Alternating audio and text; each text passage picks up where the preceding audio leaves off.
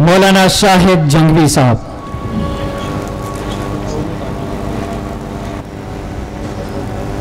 कराची अहल सुन्नत वल जमात आज़ाद कश्मीर से ताल्लुक़ रखने वाले उलमाए किराम और फज़ला साथियों, आप सबको मुबारकबाद पेश करता हूँ।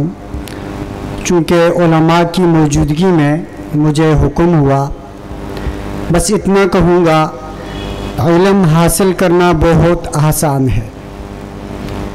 इसके बाद आपकी अमली लाइफ अभी शुरू हो रही है। आपने कुफ्र के ख़िलाफ़ और हर आलमी साजिश का मुकाबला अब आपने मैदान में करना है और पूरी दुनिया के काफिर अब आपका रास्ता रोकने में, आपके ख़िलाफ़ साजिश करने में मैदान में निकल पड़ेंगे।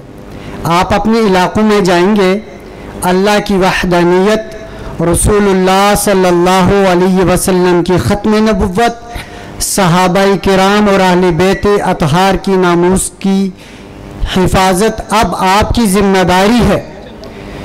ये ज़िम्मेदारी अब आपके कंधों पर आयद हो रही है। आलमी कुफर आपकी तरफ देख रहा है कि अगर आपने कदम उठाया, आपके कदम को रोक दिया जाएगा। अगर आपने ज़ुबान चलाई, आपकी ज़ुबान को बंद कर दिया जाएगा। अगर आपने हक का परचम उठाया तो आपके बाजू को काट दिया जाएगा। लेकिन याद रखना, आप वो मुसलमान हैं जो रसूलुल्लाह सल्लल्लाहु अलैहि वसल्लम के सहाबा और आले बैत के मानने वाले हैं। आपको कुफर का रास्ता रोकना पड़ेगा। कराची की सरजमीन हो तब, सिंध की सरजमीन हो तब, बलोचिस्तान की सरजमीन हो तब, पंजाब की सरजमीन हो तब, गिलगित की सरजमीन हो तब, पाड़ा चनार की सरजमीन हो तब, कश्मीर की सरजमीन हो तब, आपने कुफर के रास्ते की रुकावट बनना होगा। यही पैगाम आपका था, यही पैगाम आपके उलमा शहादतें देकर आपको देकर चले गए हैं। याद रखना, राफजी लाख हूँ तो कोई गम नहीं, उमर फारूक वाला एक हो तो लश्कर से कम नहीं। अदद में थे गरचे कम सहाबा, मगर गए फिर भी जम सहाबा। नबी के नक्शे कदम सहाबा, वफा का ऊंचा अलम सहाबा।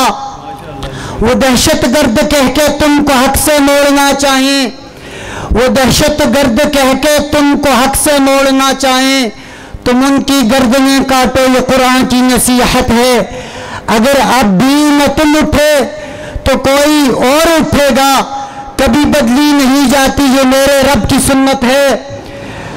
ये बात आपको इसलिए बतला रहे हैं कि आप जिस काफिले के साथ ताल्लुक़ रखते हैं वो हक नवाज जंगी शहीद रहमहुल्लाह की कुर्बानी से जुड़ा हुआ काफिला है। आपने बेदार रहना है, आपने होशियार रहना है, आप अपने इलाकों में हक की सदा को बुलंद करना है। अल्लाह ताला आप और हम सबको दीनी इस्लाम की सरबुलंदी के लिए कबूल फरमाए। वाखिर दावाना अनिल हम्दुलिल्लाहि रब्बिल आलमीन।